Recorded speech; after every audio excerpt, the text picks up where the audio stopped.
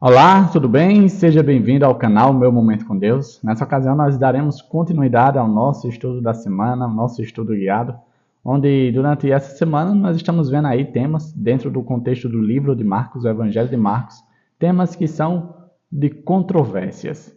E nós estamos vendo como foi que Jesus lidou com todos esses temas.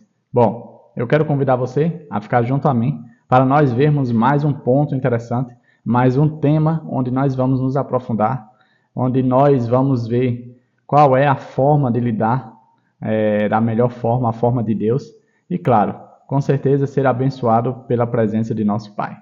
Antes de nós nos debruçarmos em cima do estudo de hoje, eu quero convidar você, que está junto comigo, a fechar seus olhos e orarmos juntos. Vamos orar então?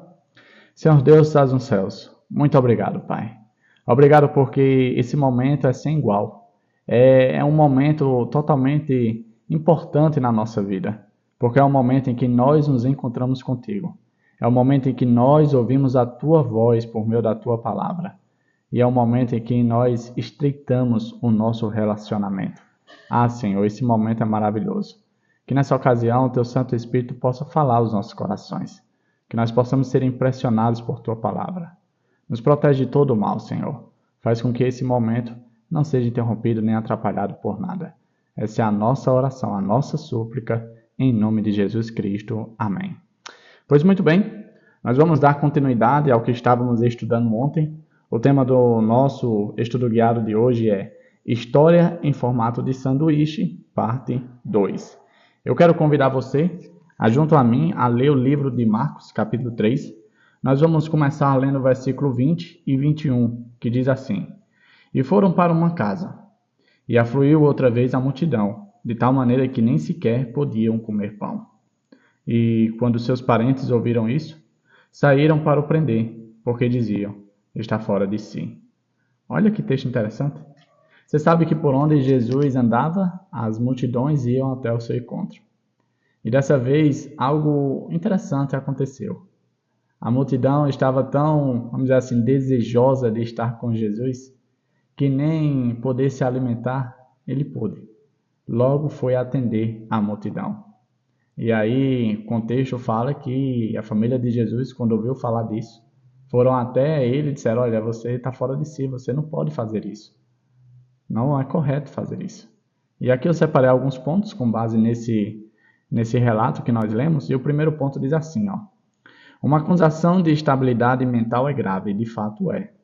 Você não escuta de forma tão comum aí as pessoas acusando as outras de estar fora de si, né? De ter ali uma instabilidade mental, uma doença mental.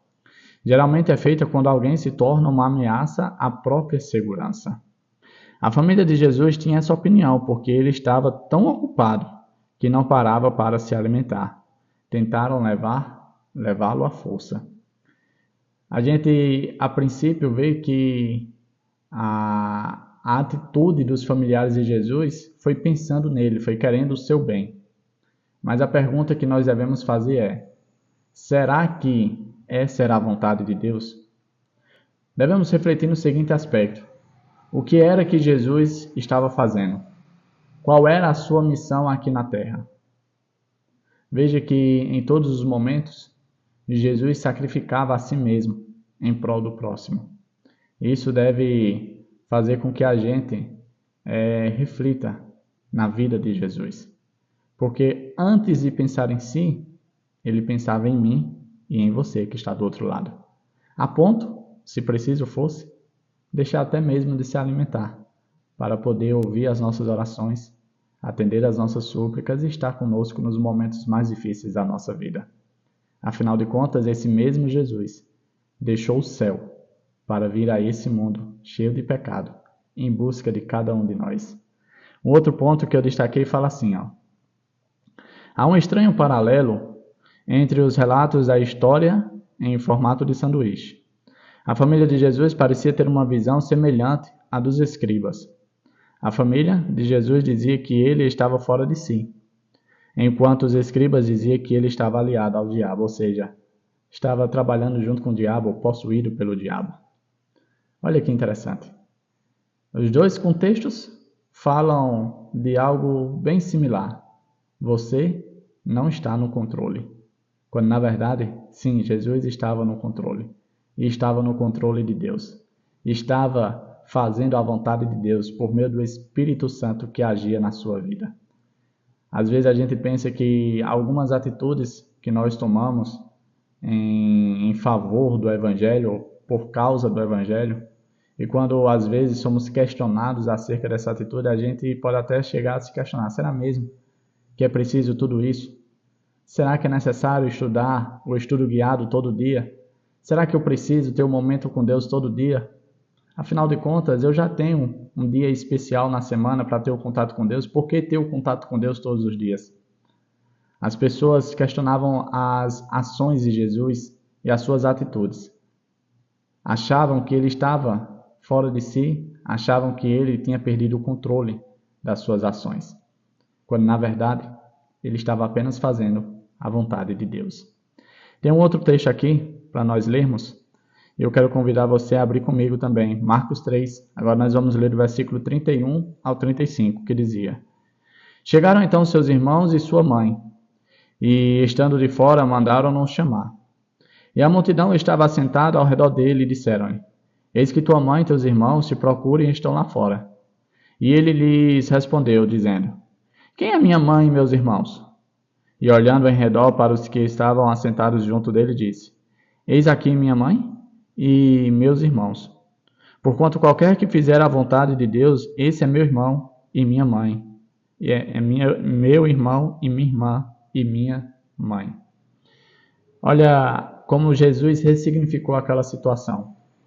Enquanto os seus familiares, os seus entes de sangue estavam lá fora dizendo: Meu filho, pare com isso, você já passou tempo demais nessa igreja, você já passou o dia todinho aí, vamos viver a vida, vamos aproveitar, dê um tempo, você está exagerando, isso é exagero.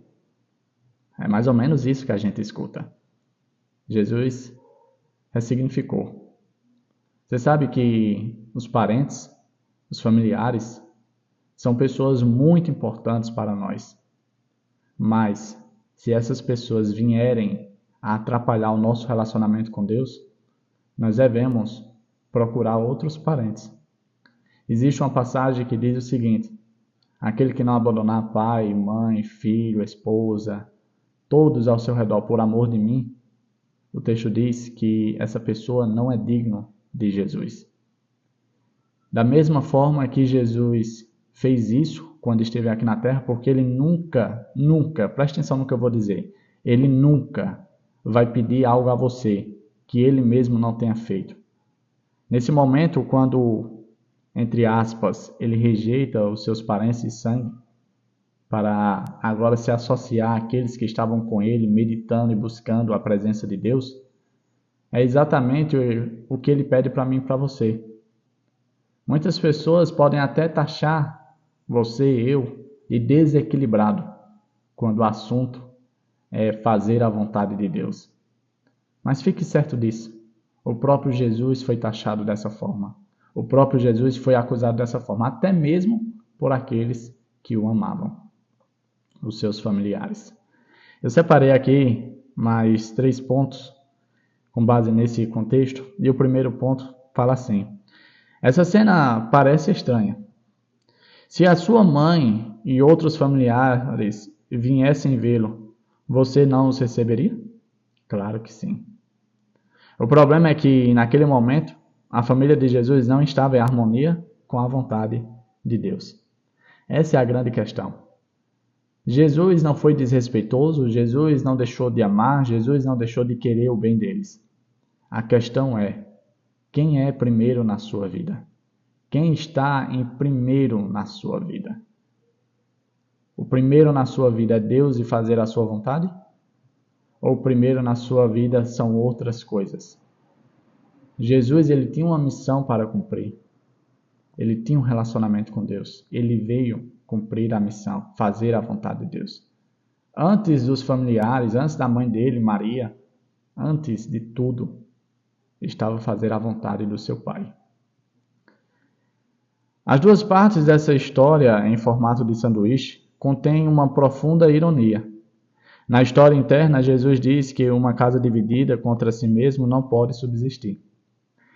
E essa de fato é uma grande ironia, porque era exatamente isso que estava acontecendo na família de Jesus. Então, como subsistir quando existem opiniões diferentes no mesmo ambiente, no ambiente familiar? Como prosseguir quando há conflito de ideias no ambiente familiar?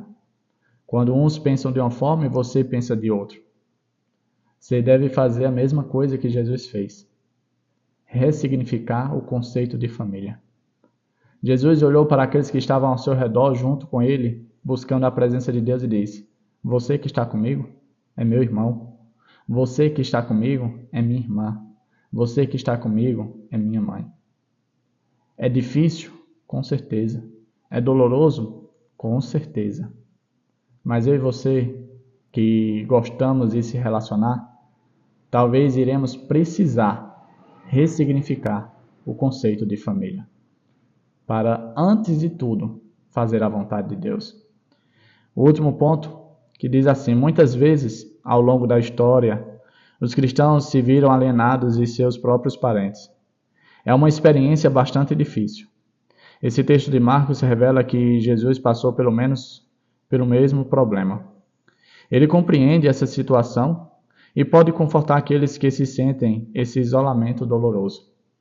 Eu lembro que quando a minha família se decidiu ao lado do Senhor, se decidiu fazer a vontade do Senhor, se decidiu se relacionar melhor com o Senhor por meio do estudo da Bíblia, minha mãe, ela ouviu de pessoas muito próximas a elas a seguinte frase: Não se preocupe. A próxima vez que eu entrar na sua casa, será quando você estiver dentro de um caixão. Ah, meus queridos, eu presenciei minha mãe chorando, amargamente. Isso doeu muito no coração dela. Isso machucou muito ela. Nem por isso ela deixou de amar as pessoas que proferiram tais palavras. Nem por isso ela deixou de orar por tais pessoas. Porque é isso que um cristão faz.